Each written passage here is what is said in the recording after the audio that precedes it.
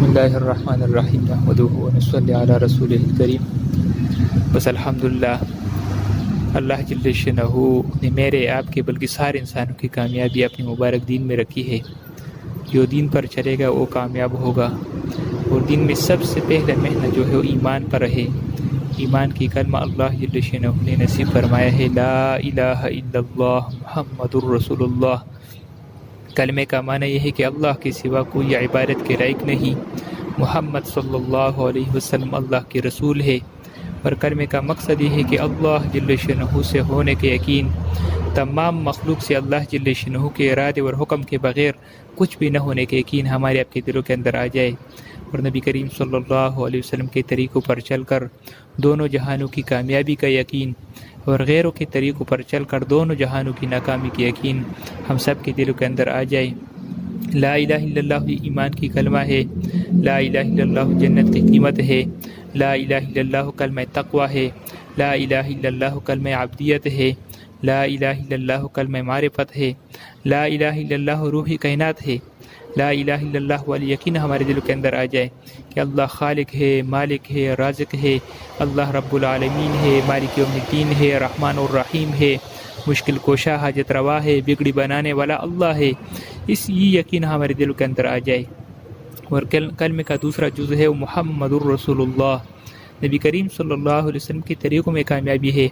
ہمارا معاملات، ہمارے معاشرت، ہمارا اخلاق، ہمارا لین دین، ہمارا جو بھی کام ہم کریں، ہم نبی کریم صلی اللہ علیہ وسلم کے طریقے پر کریں، وہ ہمارے لیے دین بن جائے گا.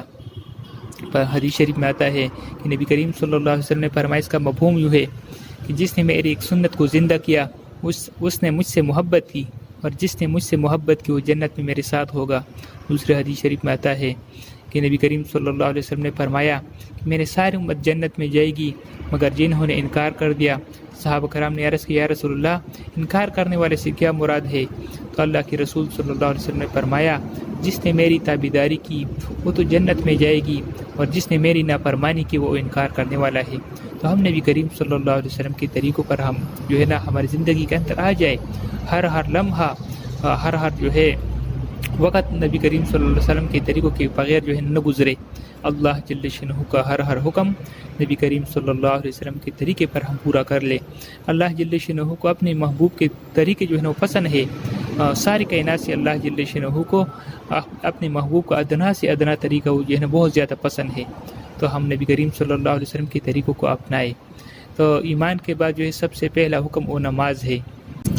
دوسرا صفت وہ نماز کا ہے. ایمان کے بعد حدیث شریف میں آتا ہے، نماز کے بارے میں اللہ سے ڈرو، نماز کے بارے میں اللہ سے ڈرو، نماز کے بارے میں اللہ سے ڈرو. نماز کا مقصد یہ ہے کہ اللہ جل شانہ کے خزانوں سے نماز کے ذریعے سے براہ راست لینے والا بن جائے. یہ نماز اللہ جل شانہ کے خزانوں سے لینے کا ذریعہ ہے. جب نماز کا حکم آیا تو صحابہ کرام رضی اللہ تعالیٰ عنہ اجمعین خوش ہو گئے کہ اللہ جل شانہ کے خزانوں سے لینے کا ذریعہ مل گیا. اور حضرت حذیفہ رضی اللہ عنہ فرماتے ہیں کہ نبی کریم صلی اللہ علیہ وسلم کو جب کوئی سخت امر پیش آتا تھا تو فوراً نماز کی طرف متوجہ ہوتے تھے. اور حدیث شریف کا مفہوم ہے کہ جب نماز کا وقت آتا ہے تو ایک فرشتہ اعلان کرتا ہے، اے آدم کے اولاد اٹھو، اور جہنم کی اس آگ کو جو تو نے اپنے گناہوں کے بدولت اپنے اوپر جلانا شروع کر دیا ہے بجھاؤ. چنانچہ دیندار لوگ اٹھتے ہیں، ظہر کا نماز پڑھتا ہے، جس کی وجہ سے فجر سے ظہر تک اس کے گناہ معاف ہو جاتی ہے. پھر عصر کے وقت، پھر مغرب کے وقت، پھر عشاء کے وقت، ہر نماز کے وقت فرشتہ اعلان کرتا ہے. عشاء کے بعد کچھ لوگ وہ سونے میں مشغول ہو جاتا ہے. اس کے بعد اندھیرے میں بعض لوگ برائیوں، زناکاری، بدکاری، چوری، غلا وغیرہ کی طرف ہو جاتا ہے. اور بعض لوگ وہ نیکی، ذکر، وظیفہ کی طرف جاتے ہیں. تو ہم اپنی نمازوں پر محنت کریں کہ ہماری نماز صحیح ہو جائے، ہم صحیح نماز پڑھنے والا بن جائے. ہم اللہ جل شانہ کے سامنے کھڑے ہیں تو ادب کے ساتھ، وقار کے ساتھ ہم کھڑے ہو، اکڑ کر نہ کھڑا ہونا، ادب کے ساتھ، طلب کے ساتھ اور وقار کے ساتھ ہم کھڑے ہو جائے. اللہ جل شانہ کے ساتھ ہم براہ راست باتیں کرتے ہیں تو ہماری نماز صحیح ہو جائے. اس پر نماز پر محنت ہے. ایسے نہ ہو کہ ایسے شکل نہ ہو، اصل حقیقت، نماز کی حقیقت ہمیں نصیب ہو جائے. اس کے لیے نبی کریم صلی اللہ علیہ وسلم جو طریقہ بتایا ہے اس پر ہم عمل کریں اور اس طریقے سے ہم نماز پڑھیں. جیسے نبی کریم صلی اللہ علیہ وسلم نے نماز پڑھا. فرماتے ہیں کہ نبی کریم صلی اللہ علیہ وسلم ایسے نماز پڑھتے تھے جیسا اور جو ہے نا اتنا لمبا جو ہے نا قیام کرتا تھا جس کے پاؤں مبارک میں ورم آ جاتا تھا, اور ایسے اس کے جو ہے نا سینے مبارک سے وہ چکی کی آواز جو ہے نا جیسے آتی تھی, اور ایک روایت میں ہے ایسے آواز آتی تھی جیسے ہانڈی کی آواز ہوتی تھی. اتنے جو ہے نا روتے تھے اور نماز پڑھتے تھے, اللہ کے جل کے ساتھ راز و نیاز کرتے تھے تو ہماری نماز بھی صحیح ہو جائے. حدیث شریف میں آتا ہے جو 40 دن اخلاص کے ساتھ اللہ کی رضا کے لیے نماز پڑھے تو تکبیر اللہ کے ساتھ, تو اللہ جل کو 2 پروانے عطا فرماتا ہے, ایک جہنم سے چھٹکارے کا, دوسرا نفاق سے بری ہونے کا. تیسرا صفت جو ہے وہ علم ہے. علم کا مقصد ہے, کا معنی ہے جاننا. ہم اللہ جل شانہ کے عمل کو پہچانے, اس وقت اللہ جل شانہ کا کیا حکم ہے اور نبی کریم صلی اللہ علیہ وسلم کا کیا طریقہ ہے. اتنا علم ہر مرد اور عورت پر فرض ہے جو اپنی زندگی اللہ جل شانہ کے احکامات اور نبی کریم صلی اللہ علیہ وسلم کے طریقوں کے مطابق گزارے. حلال حرام کو, جائز ناجائز کو اور پاک ناپاک کی تمیز کر سکے اور اس کو پہچانے. حدیث شریف میں آتا ہے جس نے قرآن شریف کا ایک آیات سیکھ لیا تو 100 رکعت نفل پڑھنے سے افضل ہے. جس نے علم کا ایک باب سیکھ لیا ہوا اس وقت اس پر عمل ہو یا نہ ہو تو 1000 رکعت نفل پڑھنے سے اس کا ثواب افضل ہے. اور حدیث شریف میں آتا ہے کہ دلوں کو بھی زنگ لگ جاتا ہے جسے لوہے کو پانی لگنے سے زنگ لگ جاتا ہے. کسی نے عرض کیا یا رسول اللہ اس کی صفائی کا کیا صورت ہے؟ تو اللہ کے رسول صلی اللہ علیہ وسلم نے فرمایا کہ قرآن شریف کی موت کو اکثر یاد کرنا اور قرآن شریف کی تلاوت کرنا یہ دلوں کا صفائی ہے. ہم قرآن شریف کی تلاوت کریں, کم از کم روزانہ 25 دفعہ ہم جو ہے موت کو یاد کریں. اور فرماتا ہے جو بندہ جو ہے موت کو یاد کرتا ہے تو اللہ جس کو شہادت کی جو ہے موت و نصیب فرماتا ہے. تو ہم قرآن شریف کی جو ہے اللہ کا کلام ہے. حضرت اکرم رضی اللہ عنہ کے بارے میں آتا ہے, اکرم رحمۃ اللہ علیہ کے بارے میں آتا ہے جب وہ قرآن شریف کو اٹھاتے تھے تو اس کی زبان پر اس کا ہوش جو ہے نا اڑ جاتی, اس کی زبان پر ہی جاری ہوتا ھذا کلام ربی ھذا کلام ربی, یہ میرا رب کا کلام ہے, یہ میرا رب کا کلام ہے. اتنے جو ہے ادب کے ساتھ, عظمت کے ساتھ, اللہ کی عظمت کے ساتھ وہ قرآن شریف کو اٹھاتے تھے کہ اس کا ہوش جو ہے نا اڑ جاتا. تو ہم بھی قرآن شریف کی جو ہے نا تلاوت کرتے ہیں تو اللہ جل شانہ کے ساتھ ہم باتیں کرتے ہیں. اللہ جل شانہ قرآن شریف کے ذریعے سے, اپنے کلام کے ذریعے سے ہم سے باتیں کرتے ہیں. نماز میں اللہ کے ساتھ جو ہے نا ہم بندہ باتیں کرتا ہے اور کلام اللہ شریف کے ذریعے سے اللہ جل شانہ براہ راست اپنے بندے سے باتیں کرتے ہیں. یہ اللہ کا کلام ہے, اللہ کا نور ہے. تو ہم صحیح تلاوت کرنے والا بن جائے اور قرآن شریف کو جو ہے نا زیادہ پڑھے, کم از کم روزانہ 1 پارہ تلاوت ہم کریں. اور حدیث شریف میں آتا ہے کہ قیامت کے دن صاحب قرآن کو کہا جائے گا کہ قرآن پڑھتا جا اور جنت کے درجوں پر چڑھتا جا اور ٹہر ٹہر کر پڑھ جیسا تو نے دنیا میں ٹہر ٹہر کر پڑھتا تھا, بس تیرا مرتبہ وہی ہے جب تم آخری آیات پر پہنچ جاوے. تو اپنے بچوں پر بھی محنت کرنا ہے کہ وہ بھی حافظ بن جائے, وہ بھی عالم بن جائے, وہ ہمارے لیے دنیا اور آخرت میں نجات کا ذریعہ بن جائے گا. انشاءاللہ ہم علم سیکھیں. علماء کرام جو ہے یہ انبیاء کرام علیہ السلام کا وارث ہے. انبیاء کرام علیہ السلام نے اپنی میراث میں دراہم اور جو ہے اشرفیہ نہیں چھوڑی, علم چھوڑا ہے. جو علم کو حاصل کرتا ہے وہ انبیاء کرام علیہ السلام کا وارث بن جاتا ہے. تو دل سے علماء کرام کی قدردانی ہو, اس کی قدر کرنا, یہ انبیاء کرام علیہ السلام کا وارث ہے. اور یہ ہے کہ ہم ذکر کرنے والا بن جائے. ذکر کا مقصد یہ ہے کہ اللہ جل شانہ کا خوف اور اللہ جل شانہ کے دھیان ہمارے دلوں کے اندر آ جائے کہ اللہ جل شانہ دیکھ رہا ہے, اللہ جل شانہ سن رہا ہے, اللہ جل شانہ ہمارے ساتھ ہے. اللہ جل شانہ ہر وقت, اللہ جل شانہ کا فرمان ہے, اس کا مفہوم ہے کہ اگر آپ اکیلے ہو تو دوسرا میں ہوں, اگر آپ 2 ہے تو تیسرا میں ہوں, اگر آپ 3 ہے تو چوتھا میں ہوں. ہر حال اللہ جل شانہ ہمارے ساتھ موجود ہے. رات کی تاریکی میں اللہ موجود ہے, تنہائی میں اللہ موجود ہے, ہر وقت اللہ جل شانہ ہمارے ساتھ موجود ہے. تو اللہ جل شانہ کا خوف, اللہ کا دھیان ہمارے دل کے اندر ہو, اللہ جل شانہ ہمارے ساتھ ہے. اور ہم ذکر کریں, ہر وقت اللہ جل شانہ کو یاد کریں, اللہ جل شانہ کو پیاری پیاری ناموں سے یاد کرنا, سبحان اللہ والحمد للہ ولا الہ الا اللہ واللہ اکبر. اور نبی کریم صلی اللہ علیہ وسلم پر ہم درود بھیجیں. نبی کریم صلی اللہ علیہ وسلم نے اپنی امت کے لیے بہت جو ہے نا رویا اور اپنی امت کے لیے بہت مانگا. موت کے وقت بھی اپنی امت کو نہیں جو ہے نا بولا, تو ہم نبی کریم صلی اللہ علیہ وسلم پر شوق کے ساتھ جو ہے نا ہم درود بھیجیں۔ فرماتا ہے جس نے نبی کریم صلی اللہ علیہ وسلم پر ایک مرتبہ درود بھیجا تو اللہ جل اس پر 10 رحمتیں عطا فرماتا ہے۔ اور اس کے ساتھ استغفار بھی ہو، ہم گناہ گار ہے تو استغفار ہم کریں، اللہ جل شانہ سے معافی مانگے، ندامت کے ساتھ، پشیمانی کے ساتھ ہم اللہ جل شانہ کے سامنے توبہ کریں، استغفار کریں، کم از کم 100 مرتبہ ہم استغفار روزانہ صبح اور شام 100 مرتبہ ہم کریں۔ اور حدیث شریف کا مفہوم ہے کہ تم جنت کے باغوں میں سے گزرو تو خوب چرو۔ کسی نے عرض کیا یا رسول اللہ جنت کے باغ سے کیا مراد ہے؟ تو اللہ کے رسول صلی اللہ علیہ وسلم نے فرمایا ذکر کے حل کے، ہم ہر حال میں اللہ کا ذکر کرتے رہے۔ فرماتا ہے کہ قیامت کے دن ایک آواز کرنے والا آواز کرے گا کہ عقل مند لوگ کہاں ہیں؟ تو پوچھا جائے گا کہ عقل مندوں سے کون مراد ہے؟ تو ارشاد ہوگا کہ وہ لوگ جو دنیا میں ہر وقت میں لیٹنے بیٹھنے میں غم و خوشی میں ہر وقت میں اللہ جل شانہ کو یاد کرتے تھے اور اللہ جل شانہ کے کائنات میں غور و فکر کرتے تھے کہ یا اللہ یہ آسمانوں کو، یہ زمینوں کو، یہ پہاڑوں کو یہ آپ نے بے پید پیدا نہیں کیا ہے، ہم آپ کی تسبیح کرتے ہیں، آپ ہم جو ہے نا جہنم کی آگ سے بچائے۔ تو اس کے لیے ایک جھنڈا بنایا جائے گا، اس کے پیچھے وہ سارے جنت میں داخل ہوں گے، تو ہم ذکر کرنے والا بن جائے، ہمارے زبان جو ہے وہ ہر وقت ذکر میں رد اللسان ہو۔ چوتھا صفت جو ہے وہ اکرام مسلم ہے۔ یہ مخلوق سارے کے سارے مخلوق اللہ جل شانہ کا عیال ہے، اللہ کا کنبہ ہے۔ اللہ جل شانہ کو وہ انسان وہ بندہ بہت زیادہ پسند ہے جو اللہ جل شانہ کے عیال کے ساتھ اچھے سلوک کرتا ہے۔ تم اپنے والدین کے ساتھ، اپنے ماں باپ، بہن بھائیوں کے ساتھ، اپنے پڑوسیوں کے ساتھ، اپنے رشتہ داروں کے ساتھ اچھے سلوک کرنے والا بن جائے۔ اور حدیث شریف میں آتا ہے کہ علی رضی اللہ تعالیٰ عنہ سے نبی کریم صلی اللہ علیہ وسلم نے فرمایا کہ میں آپ کو اولین و آخرین کے بہترین اخلاق نہ بتاؤں؟ تو علی رضی اللہ تعالیٰ عنہ عرض کیا یا رسول اللہ ضرور بتا دیجئے۔ تو اللہ کے رسول صلی اللہ علیہ وسلم نے فرمایا اس کا مفہوم یوں ہے کہ جو تم پر ظلم کرے اس کو معاف کرو، جو تم پر احسان نہ کرے اس پر احسان کرو، اور جو تم سے جو ہے رشتہ کاٹتا ہے، قطع رحمی کرتا ہے، اس کے ساتھ صلہ رحمی کرو۔ یہ اولین اور آخرین کی بہترین اخلاق ہے۔ فرماتا ہے کہ بہترین مسلمان وہ ہے جس کے ہاتھ اور زبان سے دوسرے مسلمان محفوظ ہو، نہ کسی کو ہاتھ سے تکلیف ہو، نہ کسی کو جو ہے زبان سے تکلیف ہو۔ ہاتھ کے تکلیف، تلوار کا تکلیف جو ہے وہ ختم ہو جائے گا، وہ بن جائے گا، لیکن زبان کی تکلیف جو ہے وہ نہیں، وہ زبان کی جو زخم ہے وہ نہیں بن جاتا۔ تو اس لیے زبان سے جو ہے نا دوسرے کو تکلیف نہ دینا، کسی کا غیبت نہ کرنا، کسی کا چغلی نہ کھانا، کسی پر جو ہے نا تہمت نہ لگانا، بغض، حسد، کینہ، اس سے ہمارے دل جو ہے نا صاف ہو۔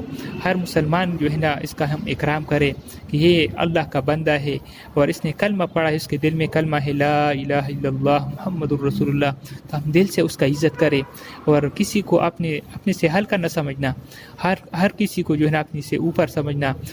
جو کافر ہے اس کے اوپر سے ہمارے جو ہے نا اس سے ہم نفرت نہ کریں، اس کے اوپر سے ہمارے نفرت ہے، لیکن وہ جو ہے اللہ جل شانہ نے پیدا فرمایا ہے، اس سے ہمارے نفرت نہ ہو، سارے مخلوق کے ساتھ ہم اچھی سلوک کرنے والا بن جائے۔ اور حضرت عائشہ رضی اللہ تعالیٰ عنہ فرماتی ہے کہ نرمی اختیار کرو، نرمی انسان کو زینت جو ہے نا دیتا ہے، اور سختی سے بچو، سختی انسان کو غیبدار بناتا ہے۔ اور فرماتے ہیں اگر نرمی کا کوئی شکل ہوتا تو دنیا میں سے خوبصورت شکل کسی چیز کا نہ ہوتا، اگر سختی کا کوئی شکل ہوتا تو اس سے بد شکل کسی چیز کا نہ ہوتا۔ تو ہمارے اندر جو ہے نا نرمی آ جائے، سختی سے ہم بچ جائیں۔ اور فرماتا ہے کہ جس گھر میں یتیم ہو اس کے ساتھ اچھا سلوک ہوتا ہے وہ بہترین گھر ہے، جس گھر میں یتیم ہو اس کے ساتھ برا سلوک ہوتا ہے تو وہ بدترین گھر ہے۔ تو ہم اب یتیموں کے ساتھ اچھے سلوک، مساکین کے ساتھ جو ہے نا اچھے سلوک کرنے والا ہم بن جائے۔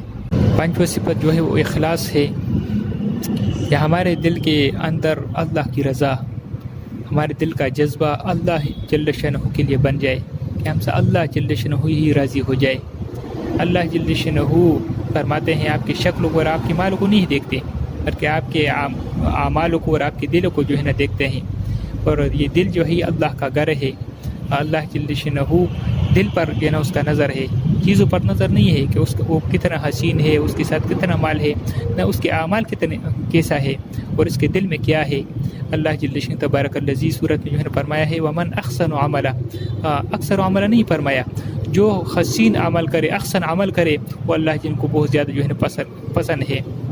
اور ہم جو ہے ہر نیک عمل اللہ جل شانہ کی رضا کے لیے کریں۔ معاذ رضی اللہ عنہ جب نبی کریم صلی اللہ علیہ وسلم یمن کا حاکم بنا کر بھیجا، اس نے عرض کیا رسول اللہ ہمیں کچھ وصیت بتا دیجئے۔ اللہ کے رسول صلی اللہ علیہ وسلم نے فرمایا، اے معاذ، دین کے کاموں میں اخلاص کا جو ہے اہتمام کرنا، اخلاص کے ساتھ تھوڑا سا عمل جو ہے نا وہ کافی ہوگا، تو ہمارے دل کے ہر عمل کے اندر جو ہے اخلاص ہو پیدا ہو جائے۔ اور یہ اخلاص والا جو ہے یہ ہدایت کے چراغ ہے، اس سے اللہ جل شانہ بڑے بڑے فتنے کو ختم کر دیتا ہے۔ نبی کریم صلی اللہ علیہ وسلم نے کسی نے عرض کیا کہ ایمان کیا چیز ہے، تو اللہ کے رسول صلی اللہ علیہ وسلم نے فرمایا ایمان اخلاص ہے، ہمارے اندر اخلاص پیدا ہو، اگر اخلاص ہے تو ایمان ہے، اگر اخلاص نہیں ہے تو ایمان بھی نہیں ہے۔ تو ہمارے ہر نیک عمل میں خالص اللہ جل شانہ کی رضا کے 100% اللہ کی رضا کے لیے عمل کرنا۔ اور چھٹا نمبر جو ہے وہ دعوت تبلیغ ہے، اور دعوت تبلیغ کا مقصد یہ ہے کہ دین کا مٹنے کا غم ہمارے اندر پیدا ہو جائے۔ دین مٹ رہا ہے، اللہ جن کے احکامات مٹ رہے ہیں، حضور صلی اللہ علیہ وسلم کے طریقے مٹ رہے ہیں، اور ہمارے اندر اس کا کڑن ہو، اس کا درد ہو، اس کا جو ہے ایک غم ہو کہ کیا ہو رہا ہے، ہم خود بھی اچھے کام کرے، دوسروں کو بھی اچھائی کی طرف بلائے، خود بھی برا نہ کرے، دوسروں کی بھی برائی سے روکے۔ اس کام کے لیے، اس محنت کے لیے اللہ جل شانہ نے انبیاء کرام علیہ السلام کو بھیجا کرتے تھے۔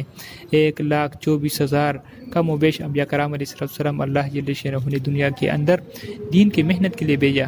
جتنے انبیاء کرام علیہ السلام اللہ جل نے بھیجا ہے، تمام انبیاء کرام علیہ السلام کی ایک ہی محنت تھی، ایک اللہ کی طرف لوگوں کو بلاتے تھے، ایک کلمے کی دعوت دیتے، اے لوگو لا الہ الا اللہ پڑھ لو کامیاب ہو جاؤ گے۔ جس نے اپنی نبی کی بات مانی تو اللہ جل شانہ ان لوگوں کو کامیاب کر کے دکھایا، اور جن لوگوں نے بات نہیں مانی، نبی کے مقابلے پر آ گئے، بات کو ٹکرایا، تو اللہ جل شانہ ان لوگوں کو ختم کر دیا۔ قوم عاد، قوم سبا، قوم سمود بڑے بڑے طاقتور قومیں تھے، لیکن بات نہیں مانی تو اللہ جل شانہ نے ان لوگوں کو ختم کر دیا۔ طرح طرح کے عذابوں سے اللہ جل شانہ نے ان لوگوں کو ختم کر دیا۔ جن لوگوں نے بات مانی، نوح علیہ السلام نے 950 سال میں دعوت کی محنت کی، دن کو لوگوں کو بلایا، رات کو بلایا، انفرادی بلایا، اجتماعی بلایا، اللہ کی طرف لوگوں کو بلایا۔ لیکن جن لوگوں نے نوح علیہ السلام کی بات مانی، 82 لوگ تھے، وہ لوگ کامیاب ہو گئے۔ نوح علیہ السلام کے بیٹے نے بات نہیں مانی تو ناکام ہو گئے، نوح علیہ السلام کی بیوی نے بات نہیں مانی تو ناکام ہو گئے۔ اللہ جل شانہ کے ساتھ کسی کا رشتہ نہیں ہے۔ اللہ جل شانہ کو وہ شخص بہت زیادہ پسند ہے جو تقوی والا ہو، وہ تقوی اختیار کرے، وہ اللہ جل شانہ کے نزدیک جو ہے نا وہ اللہ کے ہاں بہت جو ہے نا وہ قریب ہے، وہ نزدیک ہے، تو ہم تقوی اختیار کریں۔ اور سب سے آخر اللہ جل شانہ نے جناب محمد مصطفیٰ صلی اللہ علیہ وسلم دنیا کے اندر بھیجا، خاتم النبیین، امام الانبیاء، اللہ جل شانہ نے دنیا کے اندر بھیجا۔ اس نے ایسے زمانے میں اللہ جل شانہ نے بھیجا کہ ظلم کے اوپر ظلم لوگ جو ہے نا ایک دوسرے پر کرتے تھے، اور ایسے لوگ تھے کہ ایک دوسرے کی جان لینے والے تھے۔ نبی کریم صلی اللہ علیہ وسلم نے ان لوگوں پر محنت کیا۔ پہلے نبی کریم صلی اللہ علیہ وسلم کو آمین اور صادق سے جو ہے نا القاب سے بتاتا تھا، لیکن جب اس نے دعوت کا عمل شروع کیا تو دعوت سے عداوت شروع ہو گئی، دعوت سے دشمنی شروع ہو گئی، اپنے بھی جو ہے دشمن بن گئے، سارے مکے والے دشمن بن گئے۔ نبی کریم صلی اللہ علیہ وسلم کو پتھروں پر مارا گیا، نبی کریم صلی اللہ علیہ وسلم کے راستے میں کانٹے بچاتے تھے، نبی کریم صلی اللہ علیہ وسلم پر جو ہے نا نماز کی وقت بری ہوئی اجلی جو ہے نا وہ ڈال دیتے تھے، اتنی تکلیف اٹھائی، لیکن نبی کریم صلی اللہ علیہ وسلم نے اپنے محنت کو نہیں چھوڑا۔ ایک مرتبہ ابو طالب نے کہا کہ یہ لوگ جو ہیں مکہ کے حاکم جو ہے آئے ہیں، مکے کے جو بڑے ہیں وہ آئے ہیں، اور یہ کہتے ہیں کہ اپنے بھتیجے کو کہہ دیا جائے کہ یہ اگر جو مال چاہے تو ہم اس کو دیں گے، اگر شادی کرنا چاہتے تو ہم اس کو حسین لڑکی کے ساتھ شادی کرائے، اگر کچھ اور جو ہے بڑا بننا چاہتا ہے تو اپنا بڑا بنائے۔ لیکن نبی کریم صلی اللہ علیہ وسلم نے فرمایا کہ میرے چچا اگر یہ تو یہ کر نہیں سکتے، اگر یہ بھی کر لے کہ میرے ایک ہاتھ میں چاند اور دوسرے ہاتھ میں سورج جو ہے نا رکھ دیا جائے، یہ تو ہی کر نہیں سکتے، اگر یہ بھی کر لے کہ ایک ہاتھ میں جو ہے نا چاند رکھ دے، دوسرے ہاتھ میں جو ہے سورج رکھ دے، تو پھر میں بھی اپنی محنت کو چھوڑنے والا نہیں ہوں۔ نبی کریم صلی اللہ علیہ وسلم اس جگہ سے اٹھ گئے اور دعوت کے عمل میں جو ہے مصروف رہے. تو ہمارا آپ کا سب کا یقین ہے کہ نبی کریم صلی اللہ علیہ وسلم آخری نبی ہے، اس کے بعد کوئی نبی آنے والا نہیں. اللہ جل شانہ نے ختم نبوت کے صدقے سے یہ مبارک محنت ہم سب کی ذمہ پہ لگائی ہے. صحابہ کرام رضی اللہ اجمعین سارے دنیا میں پھیل گئے. اللہ جل شانہ کا مبارک دین دنیا کے کونے کونے تک پہنچایا. آج ہماری ذمہ داری ہے خود اس دین کو سیکھنا، اس پر چلنا اور ساری دنیا کے سارے انسانوں تک اللہ جل شانہ کا مبارک دین پہنچانا. یہ ہماری ذمہ داری ہے، اس کے لیے انشاءاللہ سب نیت کر لیں.